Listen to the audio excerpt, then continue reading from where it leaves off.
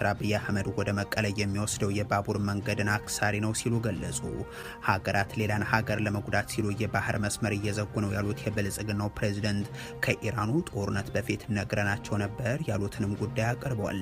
በኢህአዴግ ጊዜ የተሰሩ የኢንዱስትሪ ፓርኮችንም የተጠፈጠፉ ቆርቆሮ ሲሉ አጣጥለዋቸዋል። ዝርዝሩ ተዘጋጅቷል። በአማራ ክልል ወሎ ቀጠና በአየር ኃይል የታገዘ ውጊያ ሲካሄድ መዋሉ ተሰማ። የድሮን ጥቃት የተፈጸመበት በከባድ መሳሪያ በእምነት ተቋማት ላይ ጉዳት የደረሰበትና አውራ መንገዱንም ለሰዓታት የዘጋ እንደነበር ታውቋል። ታደምጡታላችሁ። ጀነራል ታደሰ ወረደ ለፊልድ ማርሻል ብርሃኑ ጁላና ጠቅላይ ሚኒስትሩ ከቀናት በፊት ያቀረቡትን ሪፖርት ካቢኔው ያጸደቀው ነው ሲሉ ገለጹ። ወደ አዲስ አበባ ከማምራቴ በፊት ከህወሓቱ ሊቀመንበር ደብረጽዮን ገብረ ሚካኤል ጋር ተነጋግሬና ተግባብተን ነበር ሲሉም አክሏል። ስልጣኑን እንዳልተቀበሉት እንዲገልጹ ተጠይቀው እንደነበር አንስተው ነገር ግን በኃላፊነት ይቀጥላለው ሲሉም ተደምጧል። እንመለከተዋለን። አመራሯ ተገደሉ። የዞን የፖሊስ አመራሯ የተገደሉት በታጣቂዎች በተፈጸመ ጥቃት ነው ተብሏል። ሌላኛው መረጃችን ነው።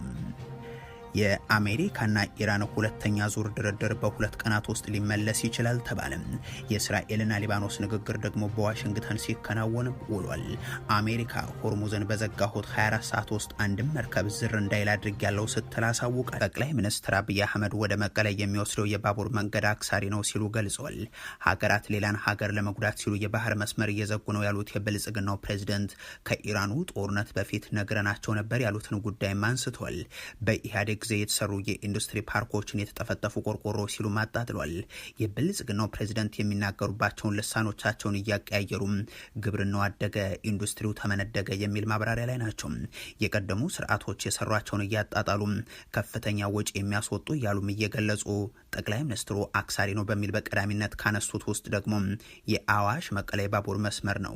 $2.6 ቢሊዮን የወጣበት አክሳሪ ፕሮጀክት በማለት $2.6 ቢሊዮን ከዚህ መቀሌ ባቡር ላይ በኮመርሻል ሎን ኢንቨስት አድርገህ የምታመላልስበት ምርት ስለሌለ ካለምን ጥርጥር 40-50 ዓመት ኢንቨስትመንቱን አይመልስም። እዳ አይከፍልም፣ ኢንቨስትመንት አይመልስም። ኢንፍራስትራክቸሩ ቢኖርም ምንጭንበት እናጓጉዙበት ነገር ምርቱ ስለሌለ እንደ ሀገር ስትወስደው አክሳሪ ኢንቨስትመንት ነው። ከዛ የሚያስከተሉት ደግሞ በሀገሪቱ በመቶ ሺዎች የስራ ዕድልን የፈጠሩትና እርሳቸው በሚያገለግሉት የኢህአዴግ መንግስት ወቅት የተገነቡት ወደ 10 የሚደርሱ